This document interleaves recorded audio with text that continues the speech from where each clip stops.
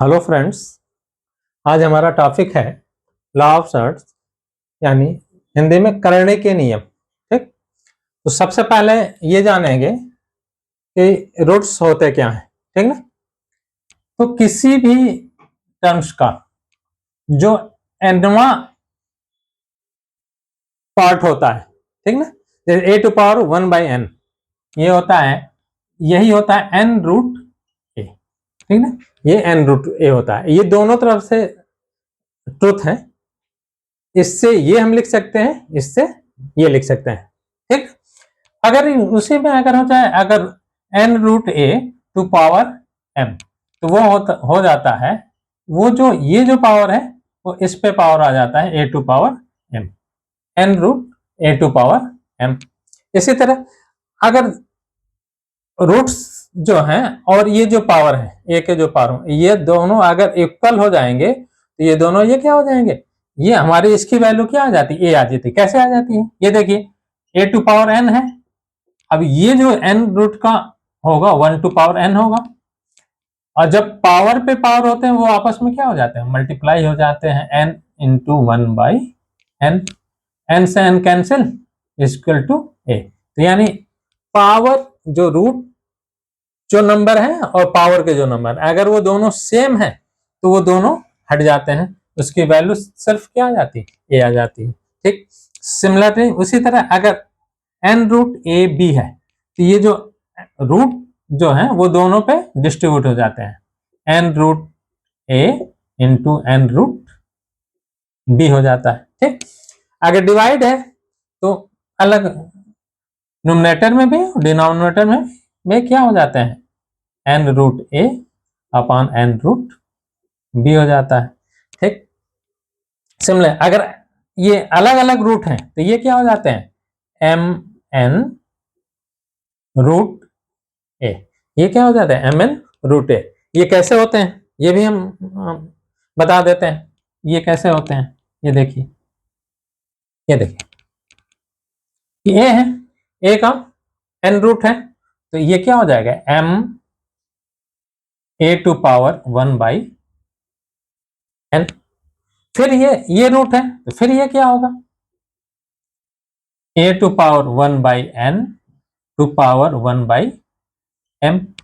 अब ये क्या होगा, ये दोनों ये आपस में क्या हो जाएंगे, मल्टीप्लाई हो जाएंगे, a to power 1/m n। और जब किसी चीज का ये रूट होता है, ये बताए ना a टू पावर 1/n इसको, तो ये क्या रूट हो जाते हैं, n रूट a हो जाता है। उसी तरह m n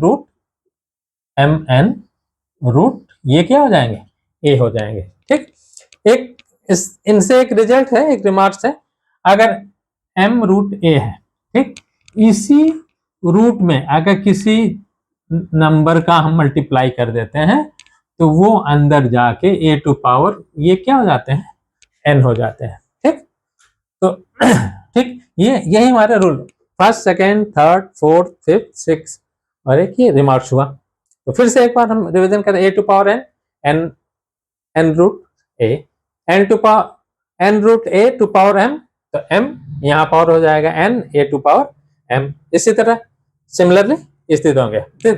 अब ये हम बताए हैं, इसके हिसाब से अगर हम कोई क्वेश्चन दे जाए, which is the greater root 2 और रूट 3, ठीक, तो इसको हम देखिए कैसे करेंगे, रूट 2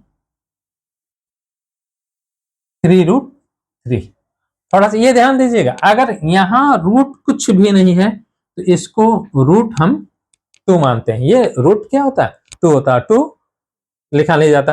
ठीक, तो इसको ग्रेटर और लेस देन जानने के लिए हम सबसे पहले क्या करते हैं, इस रूट को हम क्या करते हैं, इक्वल करते हैं, इस रूट को इक्वल करते हैं। इक्वल कैसे होंगे, हम इन रूटों का हम क्या निकालते हैं, एलसीएम, एलसीएम रूट का एलसीएम फाइंड करेंगे।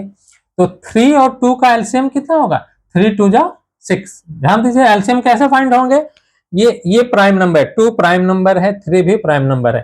तो प्राइम नंबरों का एलसीएम कैसे फाइंड होता है, उन प्राइम नंबरों का हम क्या कर देते हैं, मल्टीप्लाई कर देते हैं, यानी 3 इंटू 2 इक्वल टू 6, यानी हमारा प्राइम नंबर कितना हो गया, अरे एलसीएम कितना हो गया, 6। ठीक, तो कैसे, यहां देखिए कैसे करते हैं इसको हम, ये जो भी रूट्स वाले टर्म्स हैं इनको हमें क्या इक्वल करना है, इक्वल करके कितना बनाना है 6, हमें क्या बनाना है 6, तो 6 बनाना है तो 2 में कितने का मल्टीप्लाई करेंगे तो 6, यहाँ मेरा 2 है, 2 में हम कितने का मल्टीप्लाई करेंगे कि 6 आ जाएगा, तो 2 में हम कितने का मल्टीप्लाई करेंगे, 2 में हम कितने का मल्टीप्लाई करेंगे तो 6 हो जाएगा, 2 में हम कितने का 3 का मल्टीप्लाई करेंगे तो 6 हो जाएगा, तो 2 टू पावर कितने हो जाएंगे 3 हो जाएंगे। कैसे, यहाँ हम बताए हैं कि m में हम अगर n का मल्टीप्लाई करें तो जो जिस टर्म्स का मल्टीप्लाई करते हैं वो उसके क्या हो जाता है पावर हो जाता है, तो 2 में 3 का मल्टीप्लाई किए तो 2 पे 3 पावर हो गया। सिमिलरली यहाँ देखिए, अब यहाँ देखेंगे 3 में कितने का मल्टीप्लाई करेंगे तो 6 होगा, 3 में हम 2 का मल्टीप्लाई कर देंगे तो क्या हो जाएंगे 6 हो जाएंगे, तो इस 3 पे पावर कितने लग जाएंगे जिसका हम मल्टीप्लाई किए हैं, तो मल्टीप्लाई किए हैं तो ये कितने हो जाएंगे 2 हो जाएंगे। यहाँ देखिए अब कैसे, अब हो गया 2 3 जा 6, ये रूट कितने हो गए 6 हो गए, 2 टू पावर 3 तो 2 2 जा 4, 4 2 जा 8, ठीक।